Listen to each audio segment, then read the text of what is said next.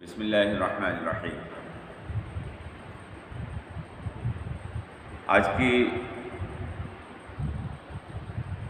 اس video کے ذریعے سے تمام مسلمانوں سے میری درخواست ہے کہ وہ متحد ہو جائیں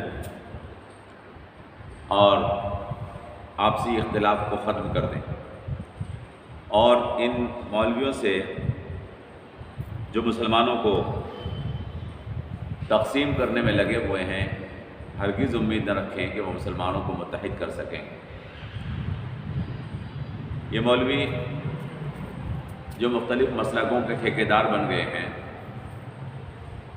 1400 سال سے یہ طے نہیں کر پائے کہ نماز ہمیں کیسے پڑھنی ہے۔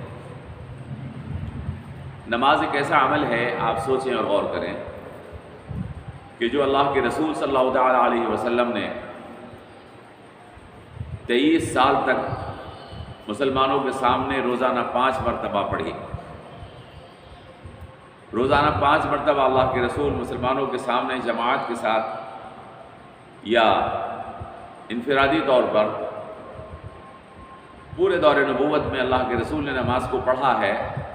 صحابہ نے اللہ کے رسول کو نماز پڑھتے ہوئے دیکھا ہے، لیکن آج تک ہمارے مولوی یہ طے نہیں کر پائے کہ ہمیں سنت نماز کیسے پڑھنی ہے۔ تو ایک ایسے عمل کو جو اتنا عمومی عمل ہے، جو اللہ کے رسول نے اپنی پوری نبوی زندگی میں کیا، اس عمل کے بارے میں یہ علماء کوئی ایک فیصلہ نہیں دے پائے کہ کیا سنت نماز ہے، اس کا طریقہ کیا ہے۔ تو باقی مسائل جو کہ کبھی کبھی پیش آئے یا جو اتنے عمومی نہیں تھے، ان کے بارے میں یہ علماء کیسے طے کر کے بتا سکتے ہیں کہ سنت عمل کیا ہے۔ اس لیے جو لوگ اس امید میں ہیں کہ ہمارے علماء مسلمانوں کو متحد کریں گے،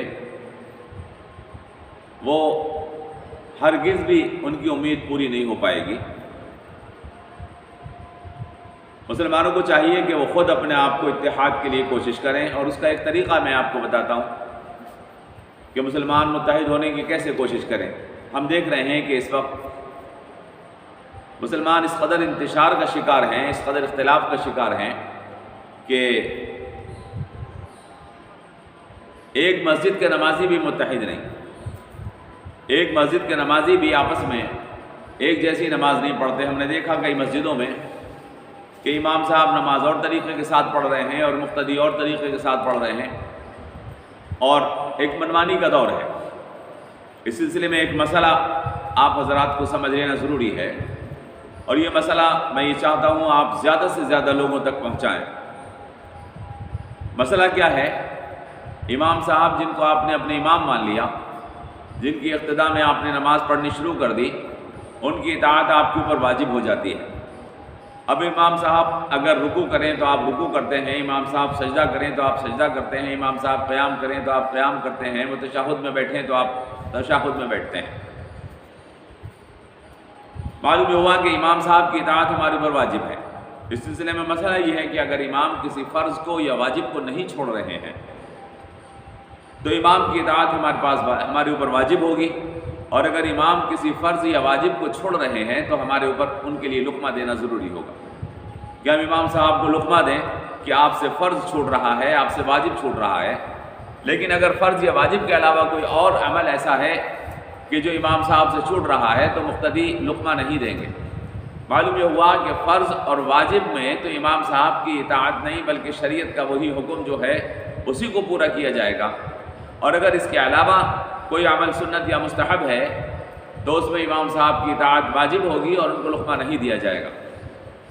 یہ جو مسائل ہیں مسلمانوں کے اختلافی مسائل، رفع یدین، آمین بالجہر، ہاتھوں کو کہاں پر باندھیں، زیر ناف یا ناف کے اوپر، یا ٹانگوں کو کیسے رکھیں، دنیا جانتی ہے کہ یہ مسائل فرض یا واجب نہیں ہیں، یہ اعمال بلکہ یہ صرف افضل اور مفضول کی بحث ہے کہ کون سا عمل افضل ہے اور کون سا عمل مفضول ہے۔ کیا رفع یدین افضل ہے یا رفع یدین نہ کرنا افضل ہے، یا آمین بالجہر افضل ہے یا آمین بالجہر نہ کرنا افضل ہے؟ تمام علماء جانتے ہیں کہ اگر کسی نے آمین بالجہر کیا یا نہیں کیا تو نماز فاسد نہیں ہوگی۔ اگر ہاتھ زیر ناف باندھے یا اوپر باندھے تو نماز فاسد نہیں ہوگی۔ آمین بالجہر کیا یا نہیں کیا تو نماز فاسد نہیں ہوگی، تمام علماء جانتے ہیں۔ لیکن اس کے باوجود امت کو اس میں انتشار کا شکار بنایا ہوا ہے۔ حالانکہ اس سلسلے میں مسئلہ یہ ہے کہ جو امام کریں، امام کی اطاعت کرنا ان کے اوپر واجب ہے۔ لہذا میری تمام مسلمانوں سے جو سن رہے ہیں اور جو نہیں سن رہے ہیں ان سے کہ آپ ان تک یہ پیغام پہنچا دیں، درخواست ہے کہ مسجدوں میں آپ پر واجب ہے کہ جو آپ کے امام کر رہے ہیں وہی آپ کریں۔ لہذا ایک مسجد میں 4 طرح سے نماز پڑھنے کے عمل کو بند کر دیا جائے، بلکہ امام صاحب کی اطاعت کی جائے۔ امام صاحب اطاعت آپ پر واجب ہے۔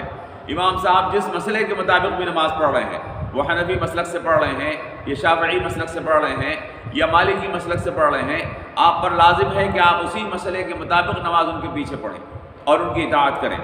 اور اگر آپ ایسا نہیں کریں گے تو آپ امت میں اختلاف پیدا کرنے کا سبب بن جائیں گے، اور آپ ایک ایسی بات کو امت میں پھیلائیں گے کہ جو امت کے لیے ضروری نہیں ہے۔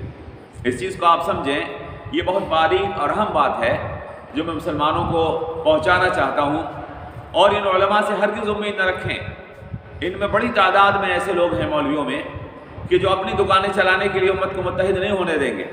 آپ کوشش کریں اس بات کی کہ امت ایک پلیٹ فارم پر متحد ہو جائے۔ آج بڑا افسوس ہوتا ہے یہ دیکھ کر کہ مسجدوں میں اختلافات ہیں، مسجدوں میں انتشار ہے۔ آدمی آتا ہے مسجد میں نماز پڑھتا ہے، امام صاحب اور طریقے سے نماز پڑھ رہے ہوتے ہیں، وہ ان کے پیچھے اور طریقے سے نماز پڑھ رہا ہوتا ہے۔ کہاں سے یہ جواز نکالا انہوں نے کہ امام کے خلاف وہ نماز میں عمل کر رہے ہیں؟ اگر امام صاحب رفع دین کر رہے ہیں تو وہ کیوں نہیں کر رہے، اور اگر امام صاحب رفع دین نہیں کر رہے تو وہ کیوں کر رہے ہیں؟ جبکہ امام کی اطاعت ان کے اوپر واجب تھی۔ وہ عمل انہوں نے کیسے کیا نماز میں کہ جو امام صاحب نے نہیں کیا تھا؟ اس لیے کہ ان کے مسلک میں ایسا کرنا افضل ہے، حالانکہ یہاں پر امام کی اطاعت ان پر واجب تھی۔ تو میری درخواست ہے تمام لوگوں سے کہ وہ میری اس بات کو توجہ کے ساتھ سنیں، اور مسجدوں میں جو آپسی اختلاف اور انتشار پیدا کر دیا گیا ہے اس سلسلے میں امام کی اطاعت کریں اور مسجدوں کے اختلاف اور انتشار کو ختم کر دیں۔ علماء سے بھی درخواست ہے کہ وہ اس عمل کو اپنی مسجدوں میں اور میری اس درخواست کو اپنی مسجدوں میں جاری کریں۔ میں یہ نہیں کہہ رہا کہ کون سے مسلک پر عمل کریں، لیکن جس مسلک کا امام ہے اسی مسجد کے امام کی اطاعت اس مسجد کے مقتدیوں پر لازم ہے اور واجب ہے۔ یہ میرا کہنا ہے۔ اللہ تبارک و تعالی ہمیں دین پر عمل کرنے کی توفیق عطا فرمائے اور امت کو اختلاف اور انتشار سے محفوظ فرمائے۔ والسلام علیکم ورحمۃ اللہ۔